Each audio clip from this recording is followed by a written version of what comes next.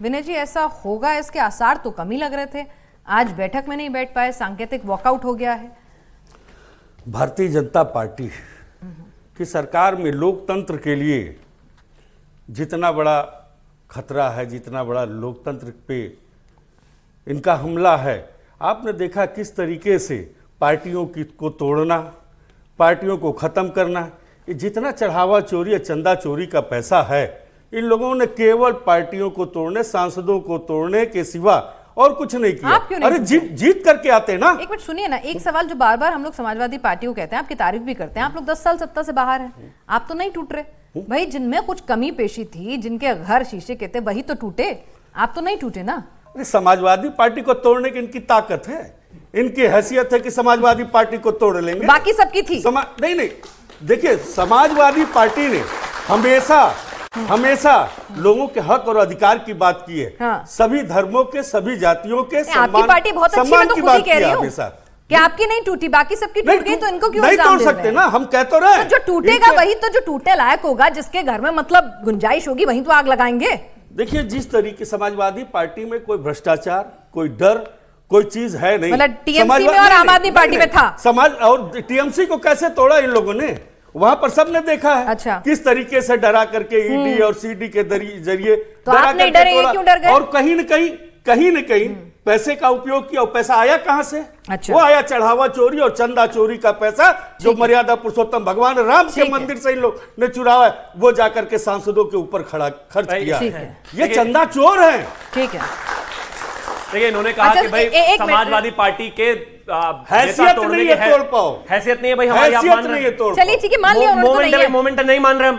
फिर ये मनोज पांडे, राकेश प्रताप सिंह, राकेश पांडे, पूजा पाल, विनय चतुर्वेदी, अभय सिंह, ये कौन है? मैं बता दूं, ये तो समाजवादी के ही जो तरफ है। मनोज पांडे, अरे अभी तो हैसियत नहीं थी, मनोज पांडे क्या कर रहे हो? मनोज पांडे हुए, चाहे अभय सिंह हुए, चाहे ब्रजेश सिंह हुए, चाहे विनीत सिंह हुए, ये माफियाओं को रखने का काम आप लोग करते हैं। लेकिन समाजवादी पार्टी क्या हो गया? ये माफियाओं को आपने भी मान लिया तोड़ रहे हैं। सच बात ये है, आप लोग लेकर के जाते हैं। आप भी मान रहे हैं तोड़ रहे हैं? नहीं, सच बात ये है, मान क्या रहे हैं? सच बात ये है, क्या रहे? तोड़ रहे हैं, एक दूसरे के ऊपर नहीं बोलते, तोड़ रहे हैं। सच बात ये है, सरकारी संसाधनों का दुरुपयोग करते हुए। सच बात ये है कि 21वीं सदी में, अरे सच कभी बोला है? झूठ की बात। अरे रुक जाइए ना विनय जी, कल सदन में ऐसा ही देखने को मिलेगा। मेरी डिबेट में दिखाइए ना कि 21वीं सदी में पिताजी भी, बाप भी अगर अपने बेटे को बहुत मजबूती से पकड़ने की कोशिश करे तो उसको भी दिक्कत होने लगती है।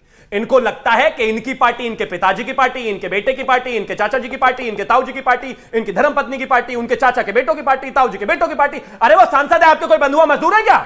जब उनकी बात सुनने को नहीं विचारधारा से बंधे हुए हैं। प्लीज बीच में नहीं, कैसे बंधुआ मजदूर कैसे कह दिया आपने? अबे नदी कैसे बंधुआ मजदूर कैसे है? क्यों नहीं? वो समाजवादी विचारधारा से बंधे हुए हैं। यही कहना चाह रहे हैं आप, गलत समझ रहे हैं। पूरा सुनिए तो सही विनय जी, वो यही कह रहे हैं कि वो बंधुआ मजदूर नहीं है, वो यही बोल रहे हैं। मैं कह रहा हूं ना। अरे मैं भी वही कह रहा हूं।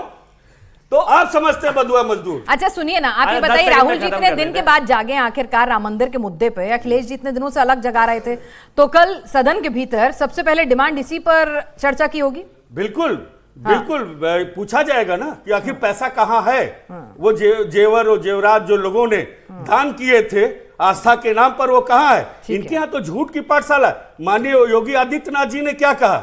उन्होंने कहा कि क्या कहते हैं, हनुमान मंदिर की सीढ़ियों पर जो है नमाज पढ़ा जाता था। इन्हीं के सांसद ने कहा, ब्रजभूषण सिंह ने कहा।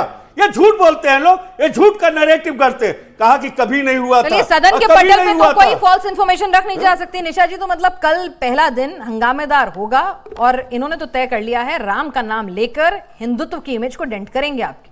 विनाथ जी, ऐसा है, मानसून सत्र बहुत ही अहम सत्र है जिसमें सबसे ज्यादा जनता के बारे में सोचने का विषय चलता है। क्योंकि अगर कोई भी प्राकृतिक आपदा आती है, इसके लिए ना तो कोई सरकार जिम्मेदार होता है, ना कोई व्यक्ति जिम्मेदार होता है, और ये नेचुरल है।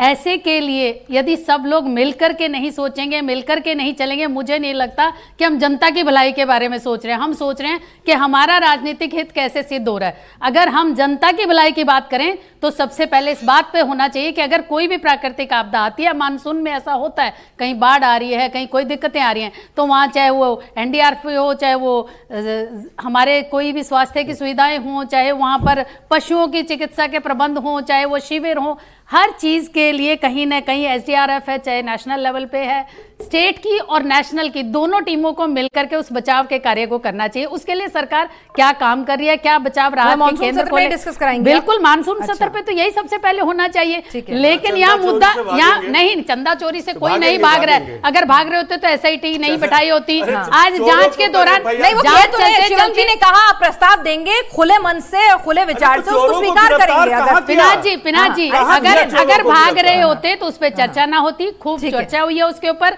एसआईटी भी बिठाई गई। आज जो अगर जांच आगे बढ़ रही है तो जो उसमें कहीं ना कहीं संलग्न थे वो पकड़े भी गए हैं, उनकी है। और ज्यादा जांच हो रही है। तो ऐसा हो नहीं सकता कि भागने वाली बात कहीं से भी दूर दूर तक नहीं है। पर क्या सिर्फ एक ही मुद्दे पे इतने बड़े सत्र पे बात होनी चाहिए? इसका नाम ही मानसून सत्र है।